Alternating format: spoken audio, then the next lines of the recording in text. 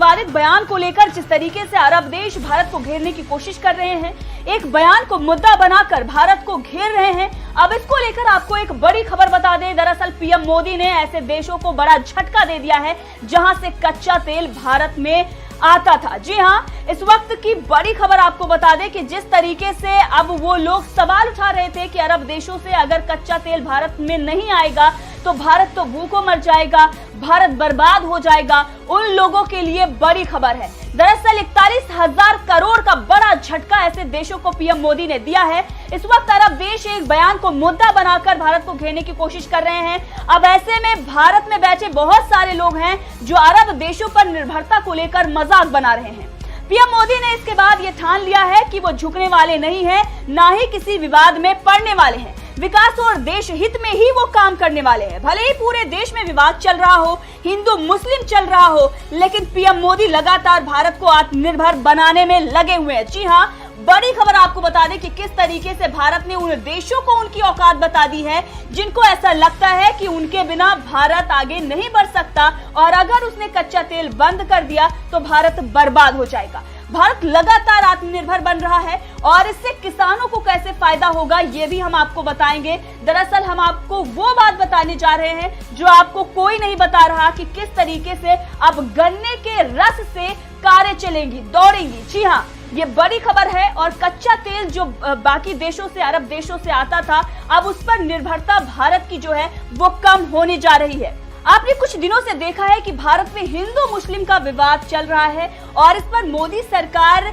ये दिखाना चाहती है कि वो किसी भी विवाद में नहीं पड़ना चाहती, इसीलिए लगातार वो उन नेताओं पर कार्रवाई कर रही है जो किसी प्रकार की बयानबाजी कर रहे हैं और अपने प्रवक्ताओं को भी उसने सचेत कर दिया है कि किसी भी प्रकार की बयानबाजी वो बर्दाश्त नहीं करेंगे। लेकिन ये जो फैसला मोदी सरकार या फिर बीजेपी के द्वारा लिया गया है, ये किसी दबाव में नहीं लिया गया है, बल्कि अब मोदी सरकार और बीजेपी विकास के रास्ते पर चल रही है। वो नहीं चाहती कि भारत देश किसी भी तरीके से पीछे जाए और जिस तरीके से पूरी दुनिया में विवाद चल रहे हैं, जिस तरीके से महंगाई बढ़ती जा रही है, भारत सिर्फ और सिर्फ विकास के रास्ते पर अग्रसर होना चाहता है और इसीलिए वो हिंदू मुस्लिम मुद्दे को हवा नहीं देना चाहता है। देश में किसी भी प्रकार के दंगे नहीं चाहते हैं और सिर्फ महंगाई से ही लड़ना चाहते हैं।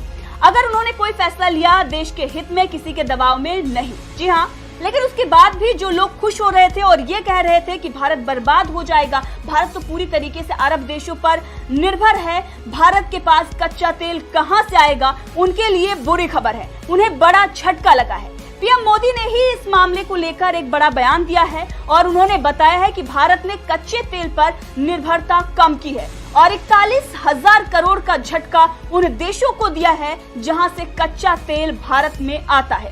पीएम मोदी ने इसको लेकर बयान दिया और कहा कि भारत ने समय सीमा से 5 महीने पहले पेट्रोल में 10% एथेनॉल मिश्रण का लक्ष्य हासिल कर लिया है। और पीएम मोदी ने इसमें आगे बात करते हुए ये बताया कि इससे देश में 27 लाख टन कार्बन उत्सर्जन भी कम हुआ है। जी हाँ, जो 10% एथेनॉल पेट्रोल में ब्लेंड किया गया है उससे 27 लाख टन कार्बन उत्सर्जन भी कम हुआ है, यानी कि पर्यावरण के दृष्टि से भी ये फायदेमंद साबित हुआ है। और साथ ही भारत को 41,000 करोड़ रुपए से ज्यादा की विदेशी मुद्रा बचत हुई है और पिछले 8 सालों में किसानों को 40,000 करोड़ रुपए से भी ज्यादा की आय हुई है, यानी कि जो पैसा बाहर जाता था वो तो देश में ही रहेगा, साथ ही किसानों की भी आय बढ़ेगी। और भविष्य में इसको लेकर मोदी सरकार नए प्लान पर काम कर रही है, इसके बारे में भी हम आगे आपको बताएंगे। ये बयान पीएम मोदी ने विश्व पर्यावरण दिवस के अवसर पर विज्ञान भवन में दिया है। विज्ञान भवन में मिट्टी बचाओ आंदोलन पर आयोजित एक कार्यक्रम को संबोधित करते हुए पीएम मोदी ने ये घोषणा भी की है। उन्होंने कहा है कि विश्व के बड़े आधुनिक देश न केवल धरती से ज्यादा संसाधनों का दोहन कर रहे हैं, बल्कि सबसे ज्यादा कार्बन उत्सर्जन भी उन्हीं के खाते में जाता है, यानी कि सबसे ज्यादा कार्बन उत्सर्जन विश्व के बड़े बड़े देश कर रहे हैं। पीएम मोदी ने अपने संबोधन में कहा कि आपको ये जानकर गर्व की अनुभूति होगी कि भारत इस लक्ष्य पर तय समय से 5 महीने पहले पहुंच गया है। पीएम मोदी ने कहा कि ये उपलब्धि कितनी बड़ी है इसका अंदाजा इसी से लगाया जा सकता है कि साल 2014 में भारत सिर्फ और सिर्फ 1.5% एथेनॉल की पेट्रोल में ब्लेंडिंग होती थी। साथ ही पीएम मोदी ने यह भी बताया कि इस लक्ष्य को हासिल करने की वजह से 27 लाख टन कार्बन उत्सर्जन कम हुआ और भारत को 41,000 करोड़ रुपए से ज्यादा की विदेशी मुद्रा की बचत हुई है। और साथ ही 8 सालों में किसानों को एथेनॉल मिश्रण से 40,000 करोड़ रुपए से ज्यादा की आय हुई है। पीएम मोदी ने देश के लोगों, किसानों और तेल निर्माता कंपनियों को भी इस उपलब्धि के लिए बधाई दी है।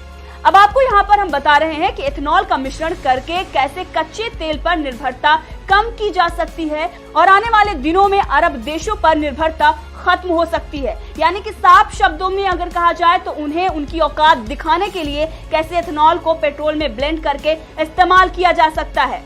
अब सबसे पहले आपको समझाते हैं कि ये एथेनॉल है क्या। दरअसल एथेनॉल एक जैविक यौगिक एथाइल अल्कोहल होता है जो बायोमास यानी कि जैविक पदार्थों से बना ईंधन होता है।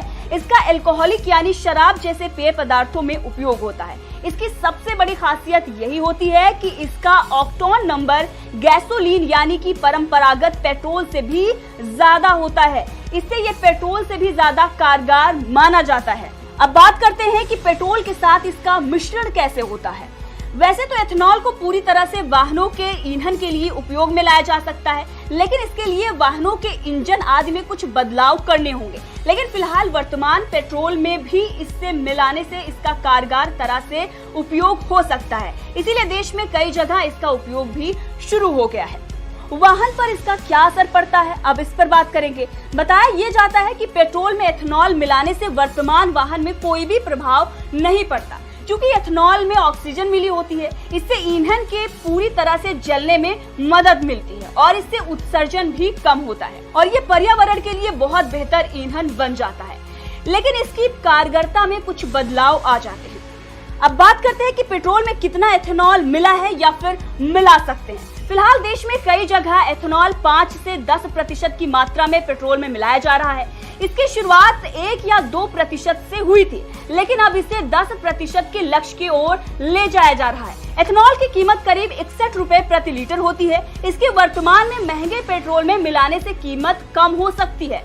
अब आपको यहाँ पर ये भी बता देते हैं कि 2014 में यानी कि जब मोदी सरकार बनी थी देश में, उस वक्त एथेनॉल की पेट्रोल में ब्लेंडिंग सिर्फ और सिर्फ 1 से 2% तक होती थी और आज यानी कि 8 साल में ये ब्लेंडिंग 10% तक हो गई है और 2030 तक 20% का लक्ष्य रखा गया था। लेकिन रूस और यूक्रेन का विवाद और अब अरब देशों के रवैये को देखते हुए मोदी सरकार ने इस लक्ष्य को घटाकर 2025 तक कर दिया है।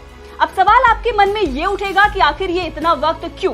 तो आपको बता दें कि इस मिश्रण के इस्तेमाल के लिए अनुकूल कारें चाहिए होती हैं और 2003 के बाद की जितनी भी कारें हैं उसमें 10% तक का एथेनॉल चल सकता है, लेकिन 20% के लिए उसके अनुरूप कारें बनानी होगी, यानी कि इंजन में कुछ बदलाव करना होगा और इसके लिए कंपनियों को सरकार ने एडवाइस भी कर दिया है। इसके लिए 2023 तक जो कारें आएंगी वो तैयार रहेंगी।